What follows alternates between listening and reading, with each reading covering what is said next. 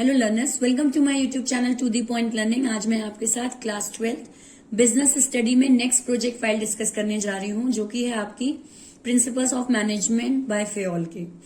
इससे पहले मैंने जो प्रोजेक्ट फाइल डिस्कस की थी वो आपकी मार्केटिंग मैनेजमेंट से रिलेटेड फाइल थी, जिसमें प्रोडक्ट से रिलेटेड आपको क्या क्या लिखना है वो मैंने उस फाइल में समझाया था।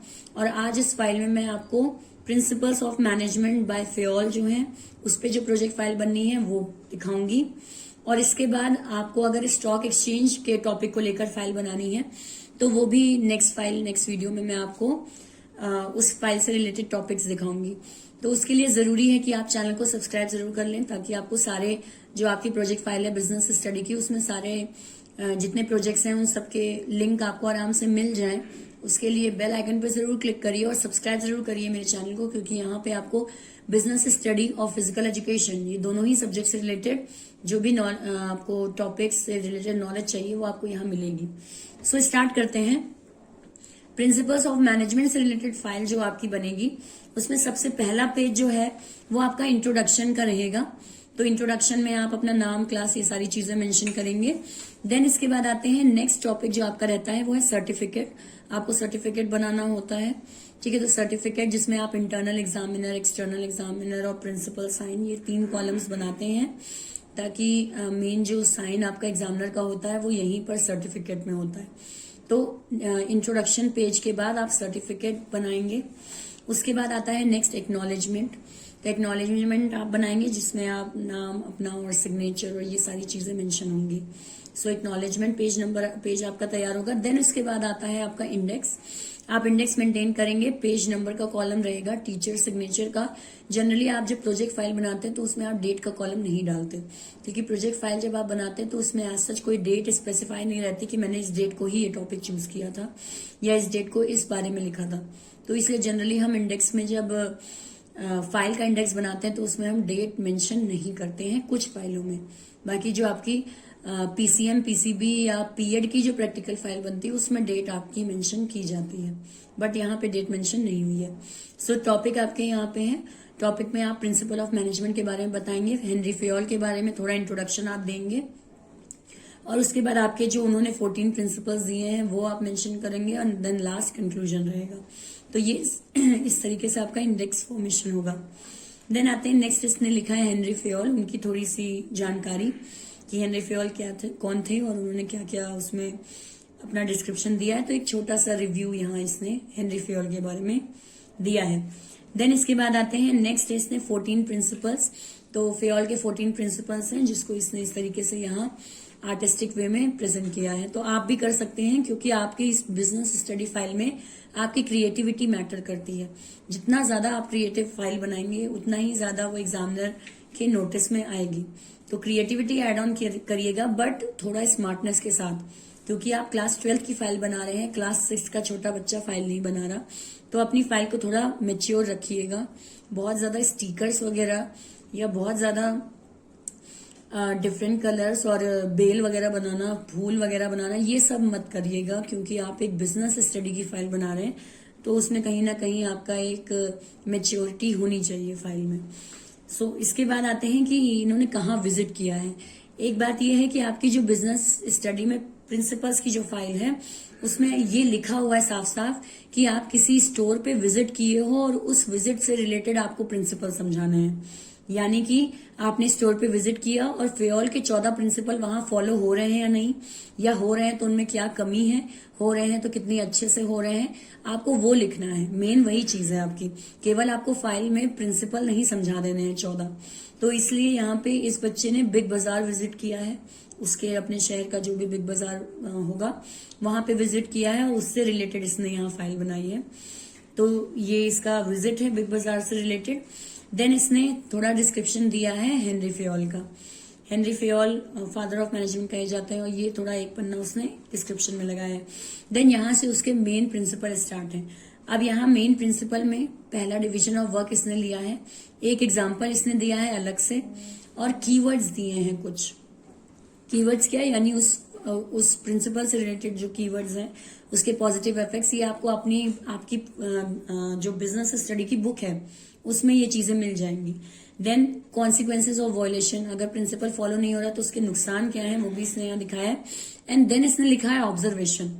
ऑब्जर्वेशन का मतलब क्या है कि ये जहां बिग बाजार के ये बच्चा जहां बिग बाजार में विजिट किया है उसने वहां पे ये डिवीजन ऑफ वर्क से रिलेटेड क्या देखा। तो जैसे इसने मेंशन किया इन बिग बाजार डिफरेंट डिपार्टमेंट्स आर अवेलेबल, क्योंकि डिवीजन ऑफ वर्क के बारे में बता रहे हैं तो डिपार्टमेंट्स डिवाइड थे, उनके बीच काम डिवाइड था, कस्टमर और को कांटेक्ट करने के लिए अलग अलग सेल्समैन हर जगह अलॉटेड थे। तो ये इसने यहाँ पे बताया। तो ऑब्जर्वेशन में आपको ये बताना है कि जो भी प्रिंसिपल है वो आपने अपने स्टोर में क्या ऑब्जर्व किया उस प्रिंसिपल से रिलेटेड, यानी वो प्रिंसिपल वहां है नहीं है, और है तो कैसे फॉलो हो रहा है, ये इसने यहाँ ऑब्जर्वेशन में लिखा है। तो ये आपको सारे प्रिंसिपल्स में लिखना है। इसी तरीके से इसने नेक्स्ट प्रिंसिपल बताया है अथॉरिटी एंड रिस्पॉन्सिबिलिटी, उससे रिलेटेड यहाँ इसने फोटो लगाई है। गूगल पे आप सर्च कर सकते हैं, बहुत ही अच्छी अलग अलग फोटोज आपकी रहती हैं, तो आप उसमें कोई भी जो अलग सी फोटो और मीनिंगफुल फोटो हो वो आप लगा सकते हैं। देन अगेन इसने वही एग्जाम्पल प्रेजेंट किए हैं, और इसके बाद कीवर्ड्स डाले हैं इसने, पॉजिटिव इफेक्ट्स डाले हैं, कॉन्सिक्वेंसेज डाले हैं, और लास्ट में अपना ऑब्जर्वेशन उस प्रिंसिपल से रिलेटेड। इसी तरीके से इसने ये काम सारी फाइलों में किया है, जैसे ये डिसिप्लिन में भी वही काम है। ठीक, आपको पैटर्न वही एक रखना है, क्योंकि 14 के 14 प्रिंसिपल्स आपको दिखाने हैं कि वो आपकी स्टोर में फॉलो हो रहे हैं या नहीं। तो आप जिस भी स्टोर में विजिट किए हो उस स्टोर का नाम आप लिखिएगा, उस पर लिखिएगा माई विजिट, यानी आपने इस स्टोर में विजिट किया है, और फिर 14 प्रिंसिपल्स वहां फॉलो है नहीं है वो चीजें आपको यहाँ पे मेंशन करनी है। तो हर जगह इसने ऑब्जर्वेशन साथ में लिखा है। आप चाहें तो ऑब्जर्वेशन का एक अलग भी सेगमेंट बना सकते हैं कि आपने 14 प्रिंसिपल एक्सप्लेन कर दिए और फिर आपने एक हेडिंग लिखी ऑब्जर्वेशंस ऑफ माई विजिट। तो आप इस तरीके से भी कर सकते हो। बाकी मैं आपको सजेस्ट करती हूँ कि आप प्रिंसिपल्स के साथ ही ऑब्जर्वेशन लिखिएगा, ताकि एग्जामिनर जो आपकी फाइल को चेक करेगा तो उसे सारी चीजें प्रिंसिपल से रिलेटेड वहीं पे मिल जाए। तो इस तरीके से इसने हर प्रिंसिपल में, जैसे सबऑर्डिनेशन में वही चीज, कीवर्ड्स वगैरह, पॉजिटिव इफेक्ट्स, कॉन्सिक्वेंसेज और लास्ट में ऑब्जर्वेशन, ये इस तरीके से 14 प्रिंसिपल्स में इसने फॉलो किया है। Along with photo, creativity and all, तो वो आप अपनी क्रिएटिविटी अपने अकॉर्डिंग एड ऑन कर सकते हैं।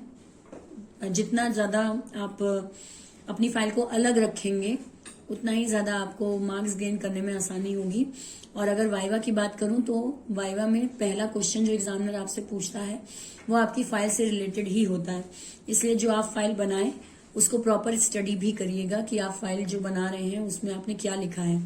जरूरी है कि आप जब कॉन्सिक्वेंस, ये ऑब्जर्वेशन आप लिखें तो ध्यान दीजिएगा कि ऑब्जर्वेशन जो आप लिखें वो आपने खुद लिखा हो और आप विजिट किए हो स्टोर में। पता चले फाइल में कुछ लिखा है, आप कुछ और बता रहे हैं, तो वहां एग्जामिनर समझ जाएगा कि बच्चे ने अपने एफर्ट से फाइल नहीं बनाई है, उसने विजिट नहीं किया है। तो अपनी फाइल को स्टडी अच्छे से करके जाइएगा वाइवा देने के लिए, क्योंकि जो प्रायोरिटी वाले क्वेश्चंस हैं वो आपकी फाइल से ही पूछे जाते हैं और उसके बाद बाकी कोर्स से क्वेश्चन पूछे जाते हैं। तो जरूरी है कि आप फाइल स्टडी करके जाएं अपनी, जब भी आपका प्रैक्टिकल पड़ेगा।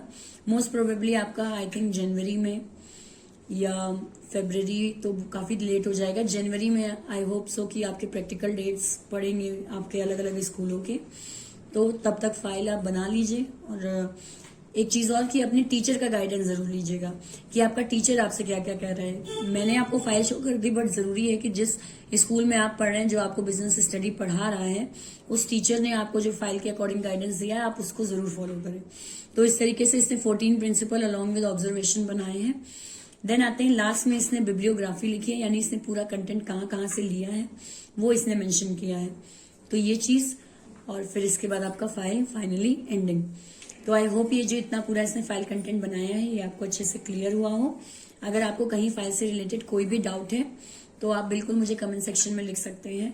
और अगर आपको फाइल यूजफुल लगी हो, आपको टॉपिक समझ में आया हो, तो आप लाइक का बटन जरूर क्लिक करिएगा। ज्यादा से ज्यादा इस वीडियो को शेयर करिए ताकि आपके क्लासमेट, आपके फ्रेंड्स जो हैं उनको भी आइडिया हो जाए कि उन्हें क्लास 12 की बिजनेस स्टडी की फाइल कैसे बनानी है। और मेरे चैनल पे आपको पीएड से, फिजिकल एजुकेशन से रिलेटेड सारे टॉपिक मिलेंगे। बिजनेस स्टडी से रिलेटेड भी आपको वीडियोस वहां मिलेंगे, तो आप वो वीडियोस अपने एग्जाम प्रिपरेशन के लिए जरूर देखिएगा। और चैनल को लाइक, शेयर और सब्सक्राइब जरूर करिए। Thank you and have a nice day.